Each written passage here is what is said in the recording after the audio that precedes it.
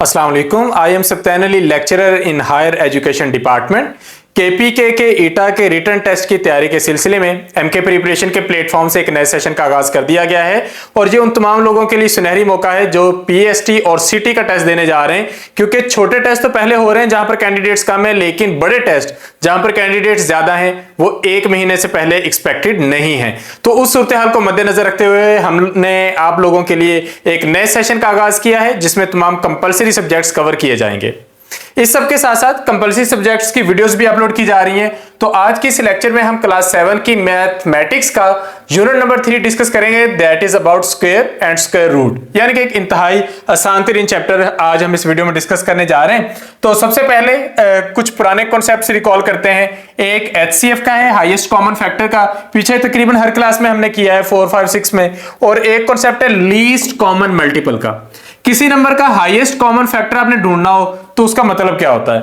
उसका मतलब ये होता है कि अगर आपके पास कोई दो वैल्यूज हैं तो आपने एक ऐसा बड़े से बड़ा नंबर ढूंढना है जो उन दोनों को डिवाइड कर सके।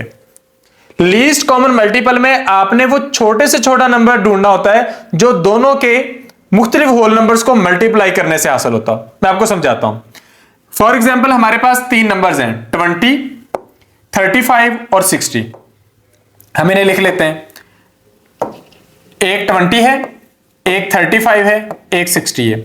अगर आप इनकी प्राइम फैक्टराइजेशन करें तो इसका आएगा 2 मल्टीप्लाई 2 मल्टीप्लाई 5। इसकी प्राइम फैक्टराइजेशन करें तो ये 2 या 3 दोनों से डिवाइड नहीं होता, इसका आएगा 5 मल्टीप्लाई 7। इसको अगर आप करें तो ये आएगा 2 मल्टीप्लाई 2 मल्टीप्लाई 3 मल्टीप्लाई 5। अब आप ढूंढें कि इसमें कॉमन क्या है। इसमें कॉमन है 5 और 5 के अलावा कोई चीज कॉमन है? कोई चीज कॉमन नहीं है। तो इसका हाईएस्ट कॉमन फैक्टर आपके पास आ गया 5, यानी कि 5 वो बड़े से बड़ा नंबर है जो इन तीनों वैल्यूज को इक्वली डिवाइड कर सकता है। तो ये हमारे पास एक चीज हो गई, ये हाईएस्ट कॉमन फैक्टर का कॉन्सेप्ट हो गया जो हमने रिकॉल करना था। दूसरा कॉन्सेप्ट है लीस्ट कॉमन मल्टीपल का, वो छोटे से छोटा नंबर जो आपकी दी गई वैल्यूज का मल्टीपल होता है। जिस तरह के मुझे 22, 12 और 24 इन 3 वैल्यूज का लीस्ट कॉमन मल्टीपल ढूंढना है तो हम उसकी ये प्राइम फैक्टराइजेशन करते हैं। ये तरीकेकार क्या होता है कि तीनों को इकट्ठे लिख लें। जिस तरह आपने इस तरह लिख लिया 22, 12 और 24। अब आपने पहले 2 से डिवाइड करना है। 11 भी, ये भी हो गया, ये भी हो गया और ये भी हो गया। फिर आपने देखना है क्या कोई वैल्यू 2 से डिवाइड होती है? ये तो नहीं हो रही, लेकिन ये भी हो गई और ये भी हो गई। फिर 2 से कौन सी वैल्यू डिवाइड हो रही है? ये दोनों तो नहीं हो रही, लेकिन ये हो गई। फिर 2 से कोई हो रही है? नहीं हो रही। 3 से हो रही है, कौन से वाली? ये दोनों। अब ये दोनों कंप्लीटली डिवाइड हो चुकी हैं। अब 11 का मसला हल करना है। 11 किससे डिवाइड होता है? 11 जस्ट 11 से होता है। ये होगी प्राइम फैक्टराइजेशन, तीनों को इकट्ठा रख के। तो अब आपने इनका एलसीएम मालूम करना है तो आपने क्या करना है, इनको आपस में मल्टीप्लाई कर देना। 2 मल्टीप्लाई 2 मल्टीप्लाई 2 मल्टीप्लाई 3 मल्टीप्लाई 11, इन सबको आपस में मल्टीप्लाई करना है। आपके पास आंसर आ जाएगा 264 और 264 जो है वो इनका एलसीएम है। चलें, एचसीएफ और एलसीएम मालूम करने के तरीके। वैसे पिछली क्लासेस में हम डिवीजन मेथड के जरिए भी करके आए हैं। आप वो अडॉप्ट करना चाहें वो भी कर सकते हैं, प्राइम फैक्टराइजेशन वाला करना चाहें वो भी कर सकते हैं। जिस तरह यहां पे एक क्वेश्चन है कि 12 और 45 का एलसीएम ढूंढें। 12 और 45 का पहले 2 से डिवाइड करें, ये हो गया, ये नहीं हुआ। फिर 2 से करें, ये हो गया, ये नहीं हुआ। फिर 2 से करें, कोई भी नहीं होता तो 3 से कर लें, ये हो गया, कंप्लीटली हो गया, ये बाकी 15। अब ये हो गया कंप्लीटली, बस ये रहता है। तो आप इसे डायरेक्ट भी कर सकते हो या फिर आप इसे स्टेप बाय स्टेप करना चाहो तो 3 5 are 15, फिर 5 1 are 5, इस तरह। फिर इन सबको आपस में मल्टीप्लाई कर दें, आपके पास 12 और 45 का एलसीएम आ जाएगा। तो ये आपके पास हो गया एचसीएफ और एलसीएम मालूम करने का तरीका। अब हम जिस तरह हमारे चैप्टर का नाम है स्क्वायर एंड स्क्वायर रूट, उस टॉपिक की तरफ आते हैं। स्क्वायर मालूम करने के लिए क्या करना होता है? किसी भी नंबर का स्क्वायर मालूम करने के लिए उसे खुद से मल्टीप्लाई करना होता है एक दफा। तो 5 को 5 से मल्टीप्लाई करेंगे, 5 स्क्वायर, यानी कि 5 का स्क्वायर आ जाएगा। आपके पास आंसर आ जाएगा 5 का स्क्वायर यानी कि 25।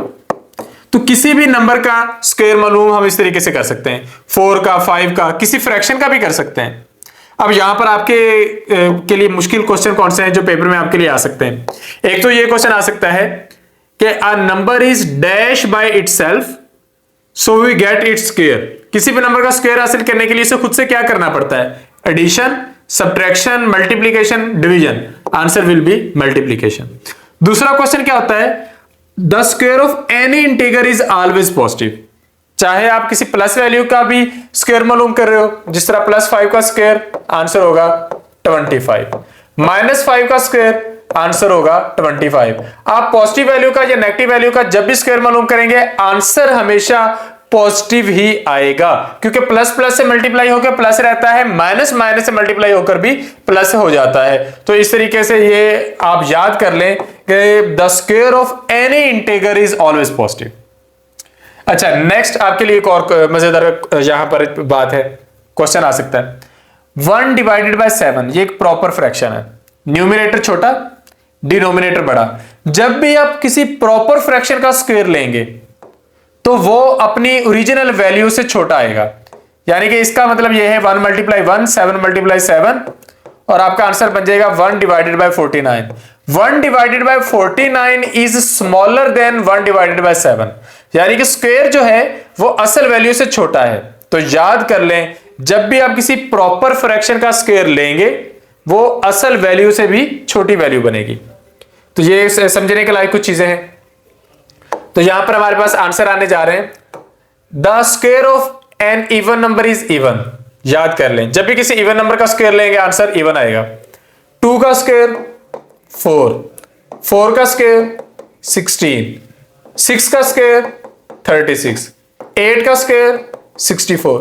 जब भी आप किसी इवन नंबर का स्क्वायर लेंगे आंसर भी इवन आएगा। अच्छा, जब भी आप किसी ऑड नंबर का स्क्वायर लेंगे आंसर ऑड आएगा, जिस तरह 1 का स्क्वायर 1, 3 का स्क्वायर 9, 5 का स्क्वायर 25, 7 का स्क्वायर 49। तो ये भी एक प्रॉपर्टी है, इसे भी अच्छे तरीके से याद कर लें। अच्छा, नेक्स्ट है हमारे पास एग्जांपल्स हैं, कहते हैं बताएं इनमें से किसका जो स्क्वायर वो इवन आएगा, किसका ऑड आएगा। हमारे पास 4 वैल्यूज हैं, 51 ऑड है, इसका ऑड ही आना चाहिए, तो ये देखिए ऑड ही आया। 34 इवन है, इसका इवन आना चाहिए। 63 ऑड है, इसका ऑड आना चाहिए। 88 का स्क्वायर इवन आना चाहिए। तो हमारी प्रॉपर्टीज रीचेक हो गई हैं। तीसरी प्रॉपर्टी स्क्वायर की, the square of a proper fraction is less than itself. Fraction का प्रॉपर होना जरूरी है, यानी कि 1 डिवाइडेड बाय 2 का अगर आप स्क्वायर लेते हैं तो 1 डिवाइडेड बाय 4 आता है इसका स्क्वायर। तो 1 डिवाइडेड बाय 4 जो आया है वो आपकी ओरिजिनल वैल्यू से छोटा है। 1 divided by 4 is smaller than 1 divided by 2, यानी कि शर्त क्या है कि square of proper fraction is less than itself. Improper पे ये रूल अप्लाई नहीं होना। इम्प्रॉपर फॉर एग्जांपल, आपके पास एक फ्रैक्शन है, हम कर लेते हैं 3 डिवाइडेड बाय 2। ये इम्प्रॉपर है क्योंकि न्यूमरेटर डिनोमिनेटर से बड़ा है। आप इसका स्क्वायर ले लें, आंसर आएगा 9 डिवाइडेड बाय 4। अब 9 डिवाइडेड बाय 4 स्मॉल नहीं है 3 डिवाइडेड बाय 2 से, ये लार्ज है।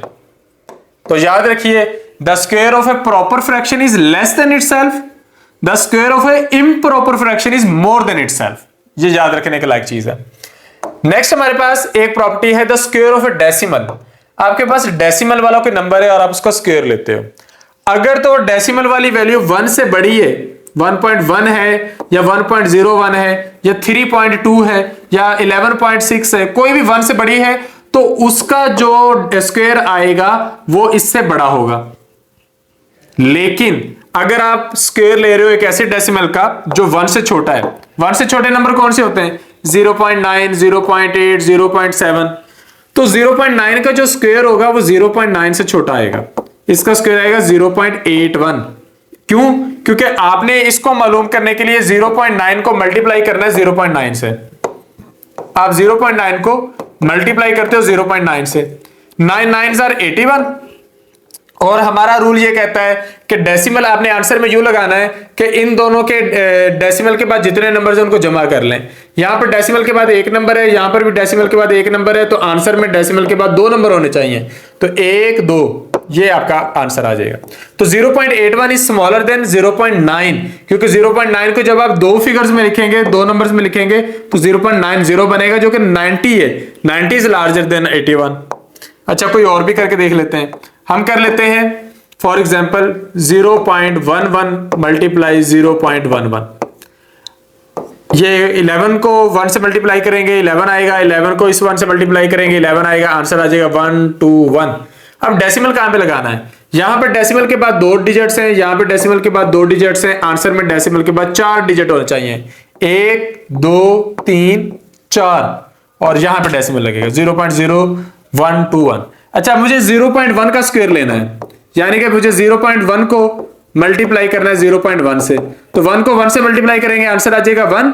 यहां पे डेसिमल के बाद 1 डिजिट है, यहां पे डेसिमल के बाद 1 डिजिट है, यहां पे डेसिमल के बाद 2 डिजिट होने चाहिए, तो यहां पर 1 है, ये 0 लगाएंगे पॉइंट, तो 0.1 का स्क्वायर आएगा 0.01, जो कि अपनी ओरिजिनल वैल्यू से छोटा है।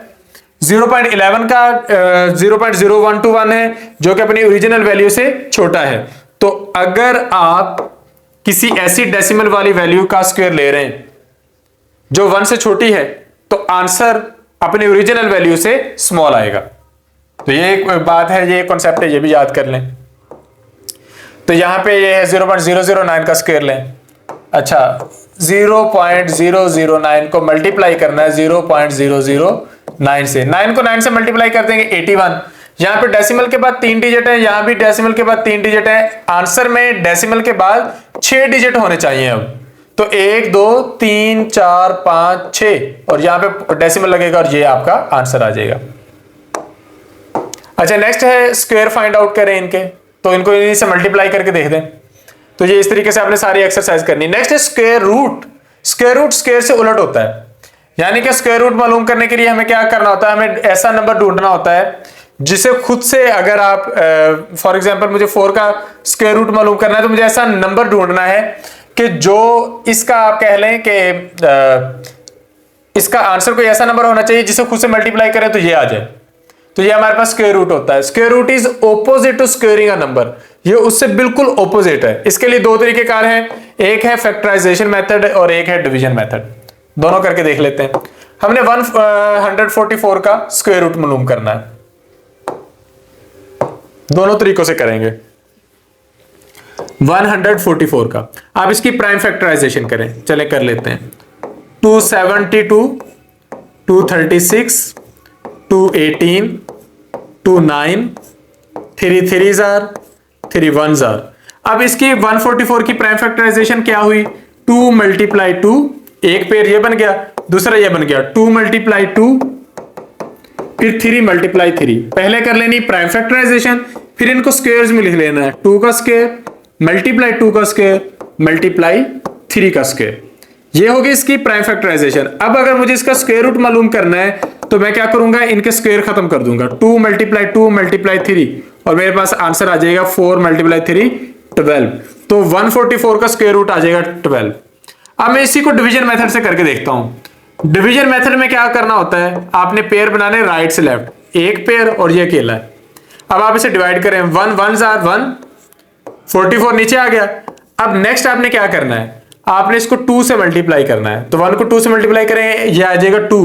अब 2 के साथ आपने कोई ऐसा नंबर लगाना है जिसे आप सेम नंबर से मल्टीप्लाई करें, तो आपके पास वो आंसर इस तरीके से आ जाए।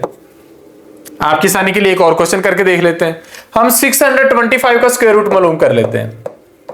इसके लिए पेयर बना लिए, एक पेयर ये है, एक ये है, ये सिंगल है। 2 2s are 4, क्योंकि अगर हम 3 3s are 9 करें वो तो 6 से बड़ी बात हो जाएगी। तो 2 2s are 4 किया, 6 में से 4 को माइनस किया 2, इसको नीचे वैसे ले आए। अब 2 को हमने 2 से मल्टीप्लाई करके इधर लिखना है 4। अब 4 के साथ कोई ऐसा नंबर लगाएं जिसे आप इधर भी लिखें तो आपका आंसर ये आ जाए या इसके करीब तरीन आ जाए। तो इसके साथ 5 लगा दें, तो 5 के साथ अगर इसे मल्टीप्लाई करें तो आंसर आ जाएगा 225। यानी कि आपका इसका 625 का स्क्वायर रूट क्या आया है, आंसर 25। कोई एक आध और करके देख लेते हैं। जिस तरह हमारे पास है 1600, या फिर हम कर लेते हैं, चलें बुक में से ढूंढ लेते हैं, अपनी चॉइस से रहने देते हैं, बुक से करके देख लेते हैं। तो बुक में हमारे पास इसी तरह 16 डिवाइडेड बाय 25 फ्रैक्शन है, तो आपने ऊपर वाले को अलग हल कर लेना है, नीचे वाले को अलग, तो आपका आंसर आ जाएगा। 16 का कर लेनी प्राइम फैक्टराइजेशन, 25 की कर लेनी है, और फिर उनको इस तरह लिख लेना, आपका आंसर आ जाएगा 4 डिवाइडेड बाय 25, 4 डिवाइडेड बाय 5। इसको करते हैं, 2 होल नंबर है और नेक्स्ट है 2 डिवाइडेड बाय 49, इसका स्क्वायर रूट मालूम करते हैं। 2 होल नंबर 2 डिवाइडेड बाय 49। पहले इसको सॉल्व करते हैं। इसको इम्प्रॉपर फ्रैक्शन में कन्वर्ट करने के लिए इसको 2 से मल्टीप्लाई करेंगे, प्लस 2 कर देंगे, ये हो जाएगा 100 डिवाइडेड बाय 49। अब मैं इसकी प्राइम फैक्टराइजेशन करता हूं। 100 की क्या आएगी, 2 मल्टीप्लाई 2 50, ठीक है, ये आपके पास इस तरह आ जाएगी। और 79 की आ जाएगी 7 मल्टीप्लाई 7। इसके अगर आप पेयर बनाएंगे 2 स्क्वायर मल्टीप्लाई 5 का स्क्वायर, और ये हो जाएगा 7 का स्क्वायर। तो अगर मुझे इसका स्क्वायर रूट मालूम करना है 2 डिवाइडेड बाय 49 का, तो इसका मतलब मुझे इसका स्क्वायर रूट मालूम करना है। उसके लिए हम क्या करेंगे, इन्हीं को लिखेंगे लेकिन स्क्वायर के बगैर लिखेंगे, और हमारे पास आंसर आ जाएगा 10 डिवाइडेड बाय 7। मैं अगर इसे मिक्स फ्रैक्शन में लिखना चाहूं तो ये 13 डिवाइडेड बाय 7, ये हमारा राइट आंसर आ जाएगा। फ्रैक्शंस को कन्वर्ट करना तो पीछे हम बहुत सारी एक्सरसाइजेज में सीख चुके हैं ना, तो वो हमारा साथ साथ वैसे कवर होता जाता है। तो ये हमारे पास दोनों मेथड हो गए, डिवीजन मेथड भी और दूसरा भी। ये देखिए, ये डिवीजन मेथड है 529। कोई बड़ी वैल्यू ढूंढते हैं। 289, 676, 100, 441, छोटे छोटे नंबर्स हैं। 441 ये देख लें, उन्होंने करके देखा है। 2 2s are 4, नेक्स्ट 41 को नीचे ले आए, 2 को 2 से मल्टीप्लाई करके यहां पे ले आए। अच्छा, अब तरीकाकार क्या है, तरीकाकार यहाँ पे स्टेप बाय स्टेप लिखा हुआ है कि अगर आप डिवीजन मेथड से करना चाहते हो तो सबसे पहला स्टेप क्या है। पहला यह है कि आप पेयर्स बना लें अपने नंबर्स के। डायरेक्शन क्या रखनी है, राइट टू लेफ्ट। दूसरा क्या है, आपने वो बड़े से बड़ा नंबर ढूंढना है जो आपके पहले पेयर को सॉल्व कर दे, तो वो आपने करना है। फिर उसके बाद नेक्स्ट वैल्यू को नीचे उतार के आपने इसको 2 से मल्टीप्लाई करके इधर ले आना है। Take this number 2 as divisor, 2 को आपने एज ए डिवाइजर लाना है यहां पर, और इसको आपने 2 से मल्टीप्लाई कर देना, डबल कर देना है। और फिर आपने इसके साथ कोई ऐसा नंबर लिखना है जो नेक्स्ट नंबर्स को डिवाइड कर सके। तो आप इसे नेक्स्ट करते हैं, जिस तरह हम 529 को करके देख लेते हैं। 529 इसे आप डिवीजन मेथड से करते हैं, तो ये इस तरह बन गया। अब ये 2 2s are 4 है, 3 3s are 9 करेंगे, वो इससे बड़ा हो जाएगा, ये 129। अब 2 को डबल करके इधर लिख लें 4 के साथ कोई ऐसा नंबर लगाएं कि अगर वो यहां पे लिखें तो आंसर इसके करीब तरीन आ जाए। अगर आप 4 के साथ 1 लगाएं तो ये 1 ही ऊपर लिखेंगे, 41 आएगा, वो बहुत छोटा नंबर है। 4 के साथ 2 लगाएं, ऊपर भी 2 लिखें तो ये 84 आ जाएगा, वो भी काफी छोटा नंबर है। 4 के साथ 3 लिखें, ऊपर भी 3 लिखें, आंसर आ जाएगा 129, जो एग्जैक्टली सेम है। तो जब एग्जैक्टली आ रहा है तो हमें और ज्यादा खपने की जरूरत नहीं है। तो डिवीजन मेथड से आप क्या कर सकते हैं, किसी भी नंबर का स्क्वायर रूट फाइंड आउट कर सकते हैं। तो अमूमन कैंडिडेट कहते हैं ना कैलकुलेटर के बगैर हम किस तरीके से मैथ करते हैं, तो इसी तरीके से कर सकते हैं। अब देखें, यहाँ पे कैलकुलेटर की बिल्कुल भी जरूरत नहीं पड़ रही। तो ये हमारा इसका पोर्शन है सारा। इसमें अब हम समरी ढूंढते हैं कि हमारे करने की चीजें क्या है, बल्कि कुछ रियल वर्ल्ड प्रॉब्लम्स कर लेते हैं। एक है 729 टाइल्स लगी हैं एक मस्जिद के फ्लोर में, 729 टाइल। अगर लेंथ और विड्थ सेम हो तो एक रो में कितनी टाइल्स हैं, यानी कि आपने 729 का स्क्वायर रूट मालूम करना है। तो ये इस तरीके से हो जाएगा। नेक्स्ट है क्वेश्चन, एग्जांपल नंबर 2 है, the area of square is 121। आपने इसका स्क्वायर मालूम करना, square root. Area of square piece of wood is equal to 6.76, नहीं एक्चुअली 676। तो ये एक इस तरह की लकड़ी का पीस है, उसका एरिया 676 मीटर स्क्वायर। तो कहते हैं कि आप उसकी एक लेंथ मालूम करें, तो लेंथ मालूम करने के लिए हम उसका स्क्वायर रूट निकाल लेंगे। अगर ये 6.76 है तो आंसर भी डेसिमल्स में आएगा, और अगर 676 है तो आंसर डेसिमल्स के बगैर आएगा। चूंकि ये डेसिमल्स में है तो आंसर भी डेसिमल में आ रहा है। यानी कि आप 6.76 को पहले तो कर लोगे फ्रैक्शन में कन्वर्ट, उसके लिए आप इसे 100 से कर दोगे। अब इसे सॉल्व करना आसान है। नेक्स्ट है, there are 784 chairs in a hall. एक हॉल में इतनी कुर्सियां हैं, आपने इस तरीके से रखनी है कि जितनी कितारें हो हर कितार में उतनी चेयर्स हो। तो उसके लिए आप इसका स्क्वायर रूट निकालेंगे, 784 का निकाल के देख लेते हैं। 784 ये पेयर बन गए, 2 2s are 4, 384 हो जाएगा। 2 को डबल करके यहां पे लिखेंगे, इसके साथ अगर आप 8 लगाएं तो ये कंप्लीटली डिवाइड हो जाएगा, आपका आंसर आ गया 28। तो इतना आसान तरीन तरीका है इनको सॉल्व करने का। नेक्स्ट क्वेश्चन है, the length of base and altitude of a triangle is 32 centimetre and 18 centimetre, यानी कि जो लेंथ है बेस की वो 32 है, जो अल्टीट्यूड की है वो है 18 centimetre respectively. If the area of square is double the area of this triangle, आपने इस एंगल का ट्राइंगल का एरिया निकालना है, तो उससे डबल एरिया होगा स्क्वायर का, तो आपने उसकी लेंथ फाइंड आउट करनी है। तो सबसे पहले आप फार्मूला अप्लाई करेंगे जो आप पिछले क्लास 6 में सीख कर आए हैं, area of triangle find out करने का। फिर उसको 2 से मल्टीप्लाई करेंगे, वो डबल हो जाएगा, वो एरिया ऑफ स्क्वायर बन जाएगा, और फिर आपने उसकी लेंथ मालूम करनी है। तो ये इस तरीके से आपका पोर्शन सॉल्व होगा। अब हम समरी की तरफ आते हैं। तो समरी में हमारे पास क्या है कि जब आप किसी नंबर को मल्टीप्लाई करते हो उसी खुद से, तो आपके पास उसका स्क्वायर आ जाता है। किसी भी नंबर को आप परफेक्ट स्क्वायर कहेंगे अगर वो किसी होल नंबर का स्क्वायर है, यानी कि 2 का स्क्वायर 4 है, तो ये आपके पास परफेक्ट स्क्वायर कहलाएगा। अब perfect square is also called a square number, ये हो गया। इवन नंबर का स्क्वायर इवन होगा, ओड का ओड होगा। प्रॉपर फ्रैक्शन का स्क्वायर उससे छोटा होगा, डेसिमल का स्क्वायर उससे छोटा होगा अगर डेसिमल की वैल्यू 1 से कम है। इस पे हम डिटेल में बात कर चुके हैं। रिव्यू एक्सरसाइज देख लेते हैं। When we find the square of an even number the result is even. When we find the square of dash fraction, the result is less than itself, proper. If y is equal to x का square, then x is equal to x लिखने का मतलब यह है कि मैंने इसका square खत्म करना था। स्क्वायर खत्म करने के लिए मैंने इसका ले लिया स्क्वायर रूट, तो फिर इस साइड पर भी स्क्वायर रूट लेना पड़ेगा। तो x is equal to square root y। तो ये हमारे पास आंसर आ गया। When a number is dash by itself, the value is called square multiplied. The square of decimal less than dash is smaller than itself. 1 से छोटी value का जो square होता है वो खुद से छोटा होता है। तो यहां पर ये वाला पोर्शन हमारा हो जाता है कंप्लीट। उम्मीद है आप लोगों को सारी चीजें समझ में आई होंगी। फिर भी अगर आपके लिए ज़हन में कोई कंफ्यूजन हो, कोई क्वेश्चन हो, तो आप लोग हमसे पूछ सकते हैं। Thank you. Allah Hafiz.